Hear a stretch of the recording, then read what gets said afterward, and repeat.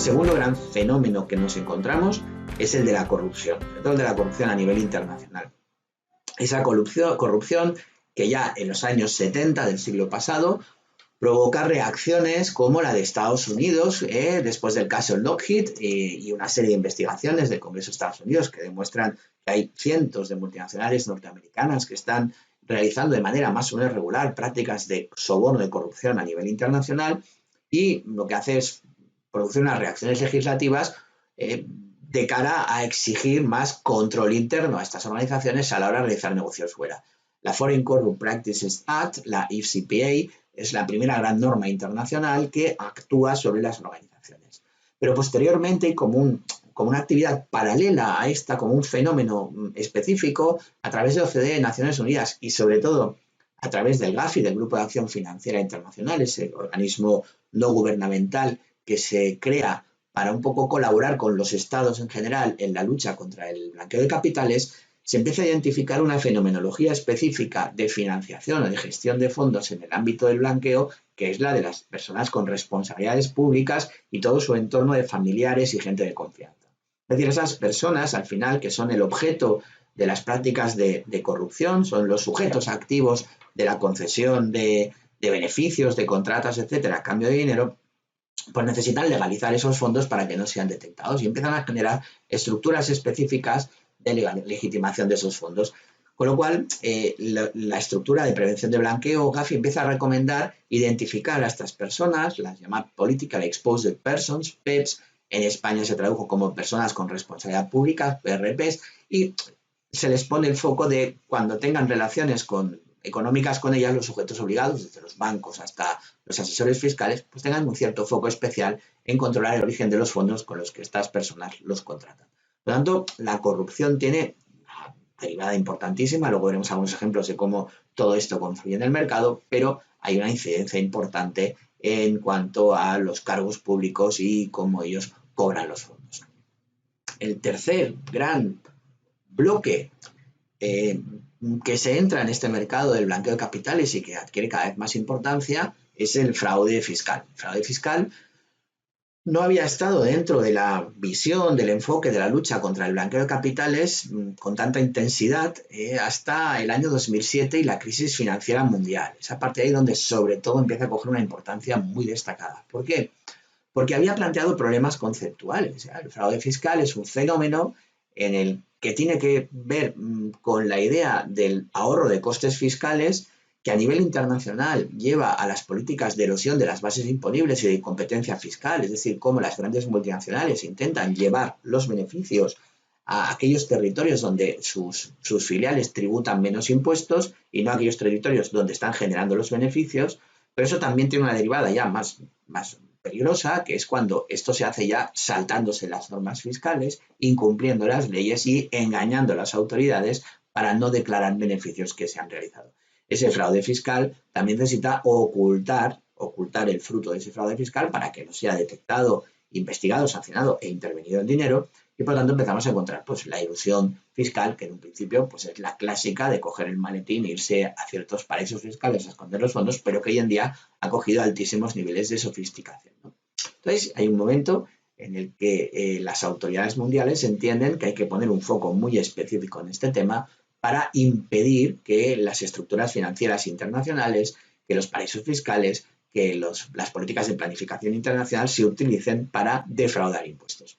Esto además coincide pues, con una crisis financiera global, mundial, en la que se tienen que rescatar a muchísimas entidades financieras en todo el mundo, en la que los estados ponen muchísimo dinero, quedan muy debilitados, empiezan a haber serias dificultades, por un lado, para financiarse en cuanto a sus servicios más elementales, empieza a haber recortes en todo el mundo, y esto coincide en esos años con fenómenos de destaparse por parte de confidentes o personas que tienen acceso a información, una serie de escándalos importantes, desde el LuxLeaks y las propuestas de competencia fiscal de Luxemburgo en cuanto a temas de planificación tributaria, hasta ya casos de fraude, como la información de la lista Falciani o como el caso USB en Francia, que delata claramente muchas actividades de fraude tributario desde grandes fortunas o grandes empresas. Con ello, lo que encontramos es que ya claramente las políticas de lucha contra el fraude fiscal se integran en el blanqueo de capitales y ese fenómeno se convierte en un fenómeno importante de muy destacado, ¿no? Y aquí encontramos, por ejemplo, la sentencia que podemos hablar en otro mini webinar de estos, de la caso Ballena Blanca, donde por primera vez ya el Tribunal Supremo Español reconoce que el fraude fiscal puede ser un delito antecedente al delito de blanqueo de capitales. Por tanto, el fraude fiscal y todas sus derivadas te convierten en otro de los grandes elementos del fenómeno del blanqueo de capitales con el que estamos luchando. El cuarto gran elemento que tenemos en cuenta, la cuarta cabeza de la hidra que estamos hablando, se produce también, fijaros, en esa época 80 y 90, estamos siempre que todo esto surge entre los finales 70 y 90, es donde eclosionan todos estos retos globales, y no deja de ser más que la financiación del terrorismo radical extremista de apariencia de aire yihadista, ¿no? El terrorismo de Al-Qaeda, del Estado Islámico, fundamentalmente, ¿no? De este tipo de grupos en los que, escondidos detrás de una supuesta creencia religiosa, realmente pues lo que hacen es una especie de terrorismo internacional basado en el exterminio de los demás, ¿no? En la eliminación de todos aquellos que no piensan como ellos. Este fenómeno, el terrorismo internacional, ya existía antes de Al-Qaeda. De hecho, incluso había fenómenos de terrorismo internacional derivados de conflictos en Oriente Medio, como era el conflicto palestino, pero tenían un aire completamente diferente. Seguramente estaban mucho más integrados en la lucha entre los bloques soviético y europeo occidental o capitalista, ¿no? Lo cierto es que en los años 80, durante la guerra de Afganistán, Estados Unidos apuesta claramente por vencer a la URSS a través del apoyo de las milicias que luchan en Afganistán. Y es cierto que en esas milicias hay embriones ideológicos, como el de Osama Bin Laden, de una visión de la sociedad absolutamente radical, ¿no? Que en el fondo mantiene latente algo que muchos sociólogos han apuntado, que es esa existencia de una lucha de religión entre el mundo chiita y el mundo sunita, que en este momento se está librando en el tablero de Oriente Medio en diferentes territorios, como puede ser Yemen, Siria, Irak, etc. Ahí surge un fenómeno en el que confluyen dos cuestiones claves. Por un lado, la cultura tradicional de los territorios, sobre todo de origen pastún, ¿no? Porque es la zona de Afganistán y frontera con Pakistán, con sus prácticas habituales y con sus metodologías propias de la tradicional ruta de la seda que pasaba por aquella zona, y por ejemplo, pues como la Jabala, etcétera, de la que podemos hablar. Y por otro lado, la confluencia ahí también de personas como Osama Bin Laden y algunos de sus colaboradores más fieles, de origen árabe saudí, de familias con muchísimo dinero, con patrimonio personal, con formación occidental muy avanzada, con un gran conocimiento de los mercados y con un gran conocimiento de la economía occidental. Con lo cual combinan un tipo de enfoque terrorista mucho más ligero, mucho más, ellos trabajan sobre la idea de franquicias, con una financiación que no necesita de grandes estados, grandes apoyos, y que además aprovecha, combina muy bien las ventajas de todo este mercado del blanqueo que estamos hablando, más las ventajas tradicionales de sus formas tradicionales de mover y gestionar el dinero. Esto explota, aunque se van apuntando diferentes problemas, como los atentados en Nigeria, etcétera, explota realmente en el año 2001, el 11 de septiembre, cuando se producen los atentados de Estados Unidos de las Torres Gemelas, los atentados del 11 de septiembre, y a partir de aquí Estados Unidos reacciona, entre otras cosas, publicando la Patriot Act, una legislación en la que, entre otras cuestiones, manifiesta ya sin ningún tipo de ambaje la competencia de Estados Unidos para investigar cualquier delito que se produzca en el mundo que haya utilizado o se haya financiado con dólares americanos. Esto abre el campo a la lucha contra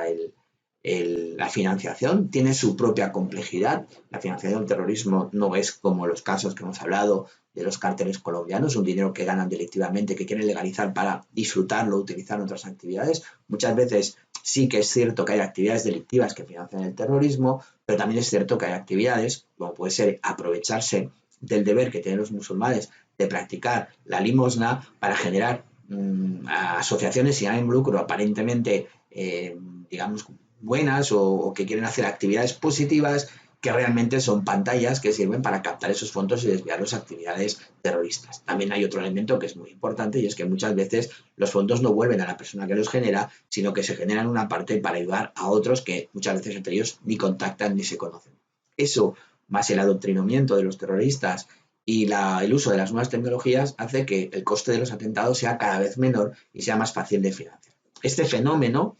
Se complica todavía más a partir del año 2013, cuando el Estado Islámico aprovecha la guerra de Siria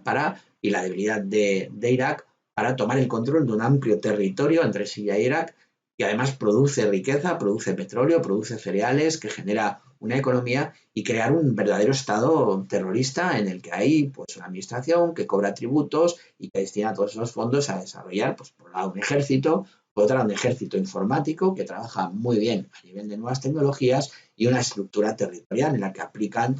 su ideología radical, ¿no?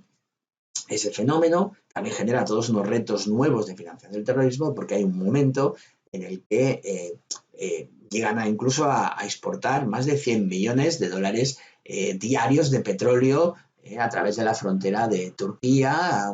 con mecanismos de contrabando de petróleo. Por lo tanto, hay un momento que la economía del Estado Islámico es muy importante, y por eso también costó bastantes años derrotarlo. Es un fenómeno que ahora no está, ese fenómeno territorial, pero no se descarta que se pueda producir en otras zonas del mundo donde con cierta facilidad podían ocupar espacio, atendiendo a la enorme debilidad que muchas veces sufren los estados, ¿no? En Yemen, alguna parte de Indonesia, etc.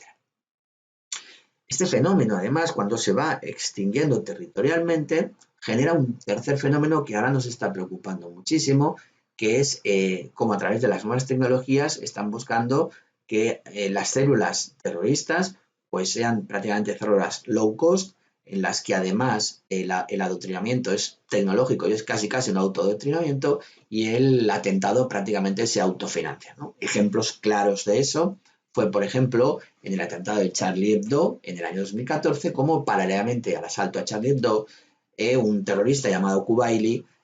asalta un supermercado kosher, en el que también mata a una serie de personas de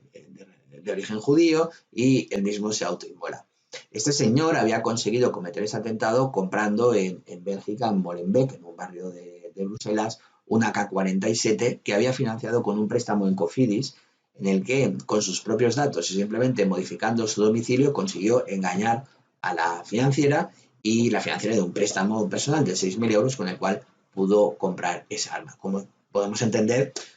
la facilidad de financiar el atentado fue un elemento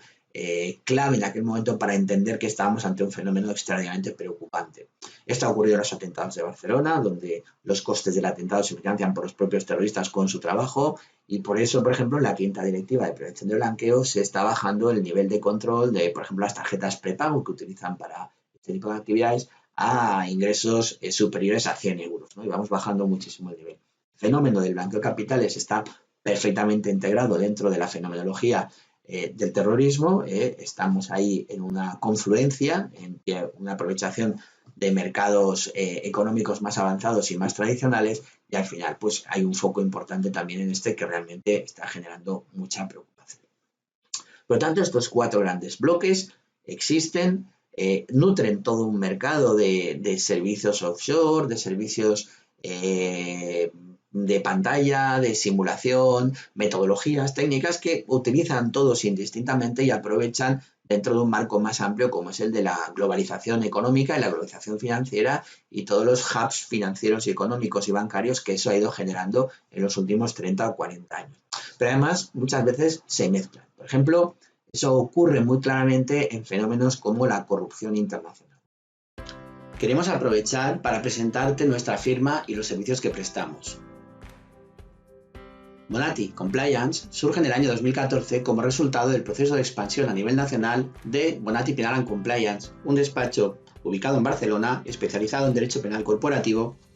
prevención de blanqueo de capitales y compliance penal. Desde su nacimiento, Bonatti Compliance ha apostado por las tecnologías de la información y la comunicación, de modo que hoy en día no se nos puede considerar una red de despachos, sino que somos un único despacho que ofrece un servicio altamente especializado y de gran proximidad en todo el territorio nacional.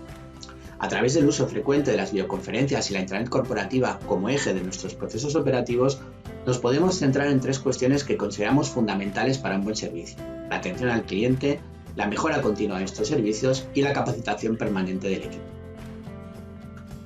En Bonatti Compliance queremos ser próximos y a la vez flexibles. Dotamos a cada proyecto del equipo de profesionales más adecuado atendiendo al tamaño y las necesidades de nuestro cliente. Gracias a nuestro método, damos servicio a un amplio rango de organización, desde pyme hasta grandes empresas. Siempre que confeccionamos un presupuesto, tenemos en cuenta 5 cuestiones claves. La primera, ser capaces de recoger del cliente cuanta información resulta imprescindible para estudiar correctamente la petición que nos ha realizado. Hacemos un análisis detallado de esa información incorporando también de otras fuentes externas. Y con todo ello confeccionamos una propuesta que incluye diferentes cuestiones. Por un lado, el servicio solicitado, un cierto cronograma de trabajo respecto a los plazos que podemos necesitar en un desarrollo razonable del mismo. E incorporamos propuestas adicionales que el cliente pueda considerar necesarias a la vista de la petición de servicio que nos ha realizado. Nuestros presupuestos se presentan siempre personalmente, bien de forma presencial o bien a través de online y webinar, aclarándole al cliente cuantas dudas pueda tener respecto a la prestación de servicio que le estamos ofertando. Por último, el presupuesto incorpora siempre unas condiciones de contratación para que el cliente tenga en todo momento información detallada de cuáles son nuestra forma de prestar el servicio y nuestras garantías. ¿Cómo trabajaremos en tu proyecto? Siempre asignaremos un responsable del equipo que será el interlocutor válido con la firma, pero a través del mismo y especialmente a través de los servicios SaaS y Cloud que ofertamos habitualmente, contarás con el apoyo de todo el equipo de especialistas de Monati Compliance, quienes interactuarán con tu profesional de enlace para prestarte el mejor servicio posible. Entre nuestro catálogo de servicios te queremos destacar los siguientes. Te podemos ayudar a implantar el primer sistema de compliance. Tenemos todo un catálogo de servicios destinados a dar soporte al Compliance Officer o a la función de compliance de tu organización. A través de los servicios Monati Flex te podemos dar interim management o outsourcing en ámbitos como compliance y prevención de blanqueo de capitales. Prestamos servicios de auditoría interna en materias como compliance y prevención de blanqueo de capitales y te preparamos para afrontar con garantía de éxito los procesos de certificación en estos ámbitos. Gestionamos tu canal de denuncias y te podemos ayudar a realizar investigaciones internas. Somos grandes especialistas en prevención de blanqueo de capitales, donde llevamos muchísimos años trabajando tanto en la auditoría de experto externo de prevención de blanqueo de capitales como en el desarrollo de sistemas de control interno y formación del personal. Y por último, también tenemos un ámbito de especialización en el compliance para grupos de empresas, donde nuestra capacidad para comprender los estándares y marcos de referencia nacionales e internacionales nos ayuda a estructurar buenas y consistentes superestructuras de compliance. Confiar en nosotros es confiar en un equipo de profesionales que llevan muchos años trabajando en la materia. Si quieres más información, puedes obtenerla a través de nuestra página web o bien contactando con nosotros a través del teléfono 934 155 421. Te esperamos en Monati Compliance. Muchas gracias.